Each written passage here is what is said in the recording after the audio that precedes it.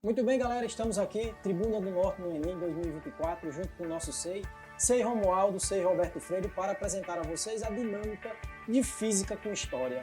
Iremos apresentar para você o século do Renascimento. Meu nome é Álvaro Lins, sou professor de História e daremos essa aula aí entre o século XIV e século XVI, que marca o Renascimento. Eu sou Valério Henrique, professor de Física, e estamos juntos para essa aula.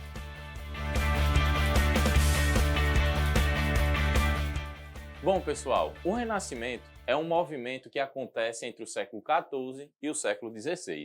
Esse movimento ele tem uma localização específica que é exatamente no que a gente conhece hoje como Itália, mas que no período era conhecido como Península Itálica. O Renascimento é importante exatamente porque ele provoca uma série de reflexões e mudanças tanto das condições culturais, mas também e sobretudo da ideia de ciência. Esse renascimento ele vai acontecer e nascer dentro da própria igreja.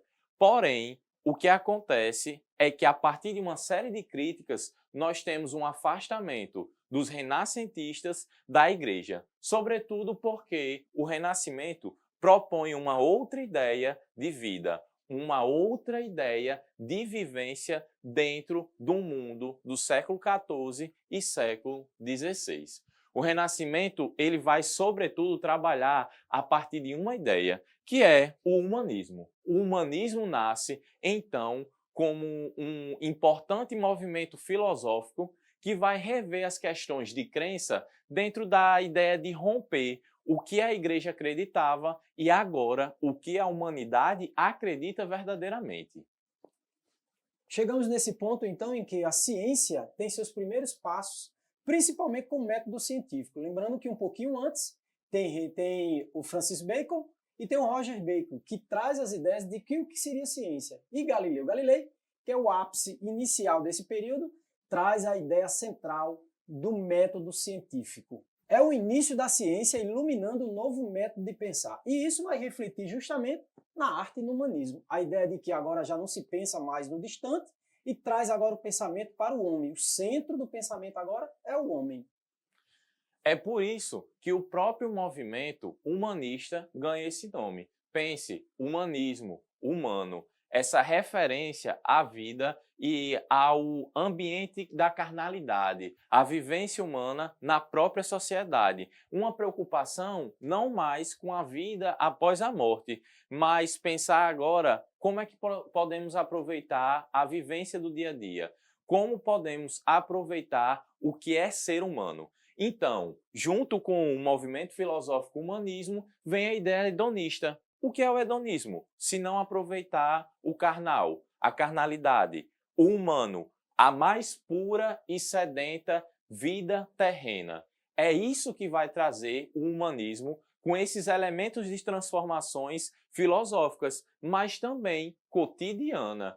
O Renascimento produz uma outra sensibilidade, uma outra ideia de vida e uma outra ideia de produção humana.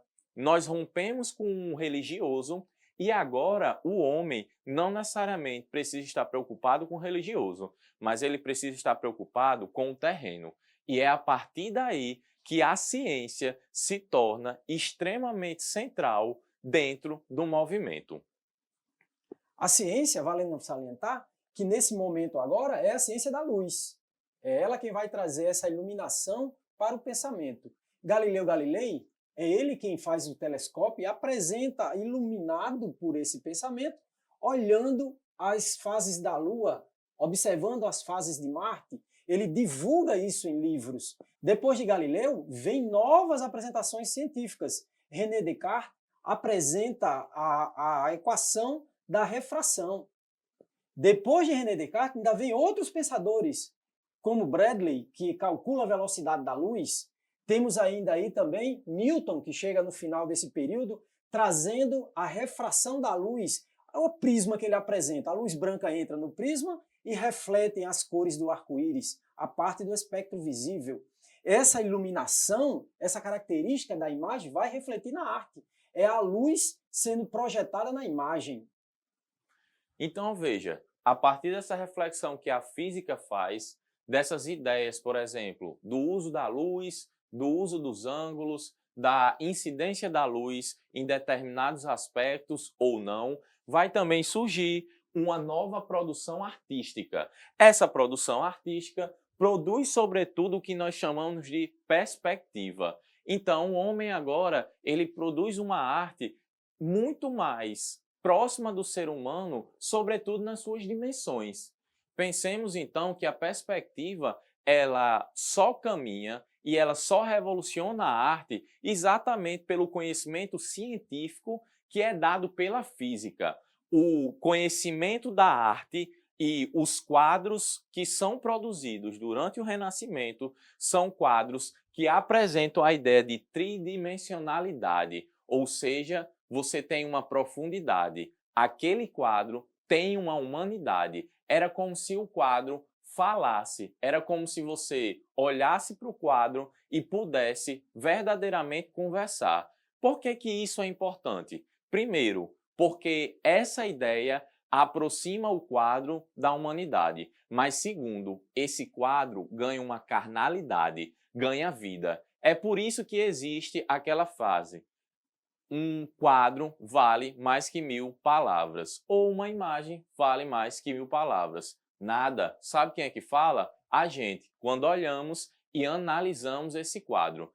E aí nós temos, por exemplo, importantes produções. Veja só a criação de Adão, uma das mais importantes pinturas realizadas durante o Renascimento e que coloca tanto a humanidade quanto o elemento religioso para dialogarem. É sobretudo a partir dessa perspectiva de produção, a partir da ciência, da luz e com a dimensão científica da física, no conhecimento desses artistas, que produzimos o que é verdadeiramente uma outra arte, uma revolução artística.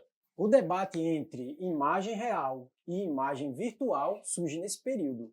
Estou apresentando para vocês aqui 2 tipos de espelhos para a gente reconhecer quando é que uma imagem é real, quando é que uma imagem virtual. Espelho côncavo, espelho convexo. Fazendo um C com a mão. Quando a face iluminada é dentro do C, a gente chama isso de espelho côncavo. O raio de luz vai bater nessa face. Na parte invertida do C, na parte externa do C, quando o raio de luz bate desse lado, esse lado é o lado refletido, nós temos o espelho convexo. A imagem formada pelo espelho côncavo e pelo espelho convexo existem possibilidades diferentes. No espelho côncavo, nós temos o centro, o foco e o vértice.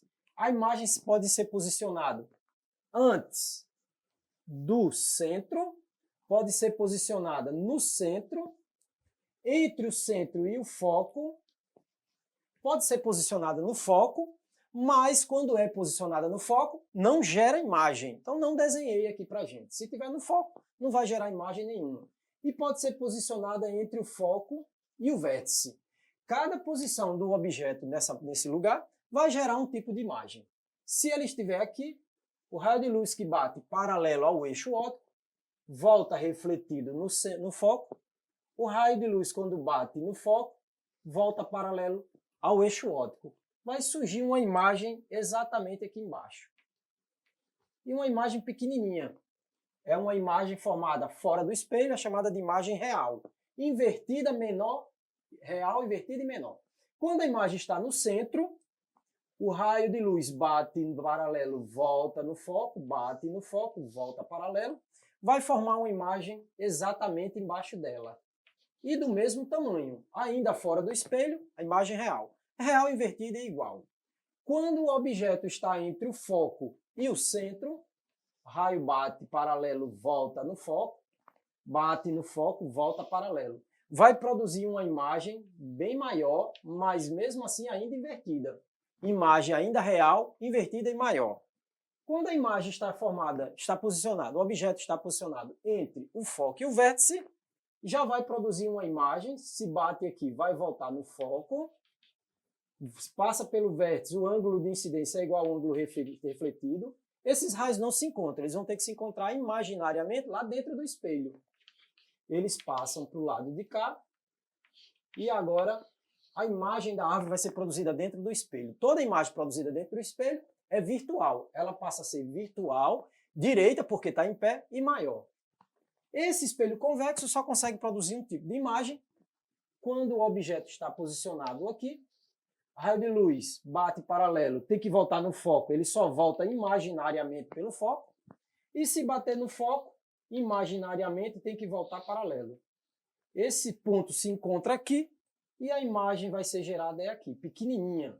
Esse tipo de imagem são iguais, é dentro do espelho, são imagens virtuais. Só que no espelho convexo ela é pequena, no espelho côncavo ela é maior. Aqui é virtual direita e maior, aqui é virtual direita e menor.